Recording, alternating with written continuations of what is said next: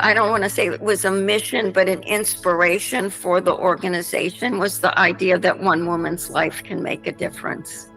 It was 1991. I was 39 years old.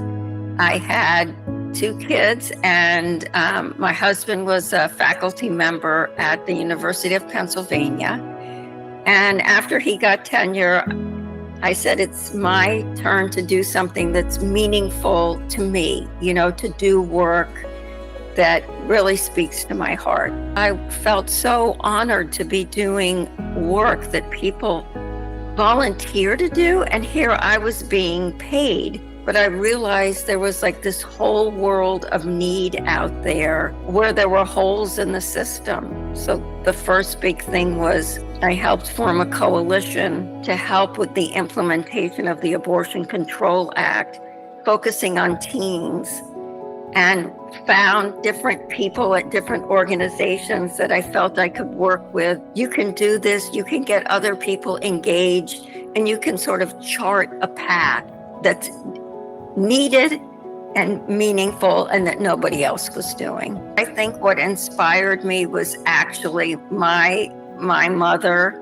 who was an activist at heart her whole life. And Lynn was just this incredible presence and support for me. She was out helping women get on birth control in the 1950s. What she did throughout her life, writing letters to the editor, going to meet. She was just so inspiring. And again, she was 50 when she really started in on this.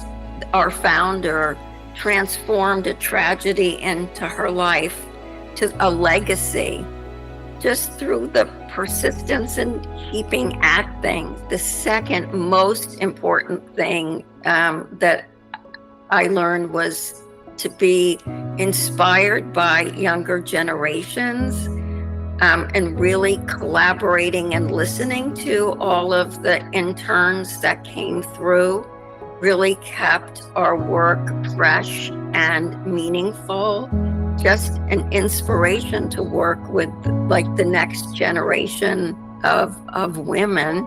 Throughout the years, I probably had about close to 100 interns, and being able to put my heart into their development at a critical point in their lives, to me is actually one of the most important things that I was able to do.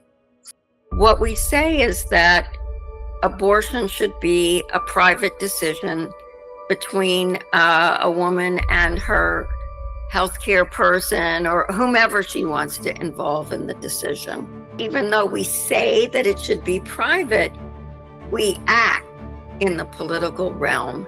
And I think the reason for this is that most people aren't thinking about abortion until they have an unplanned pregnancy. And they're having a dilemma about what they should do. One of the challenges facing us is how do we humanize these decisions without politicizing them? We're going to try and do a big national campaign about this, of bringing the voices of the medical people forward and the patients forward, because I think that is what will really inspire people moving forward, as opposed to working in Washington, D.C. or Harrisburg. I feel like I still have a lot to give, and I love doing that. And I feel lucky to be a retired person who still has meaningful contributions to make. And I feel so inspired by supporting and learning from and the next generation of leaders. I think it's really simple. It's just to act from your heart.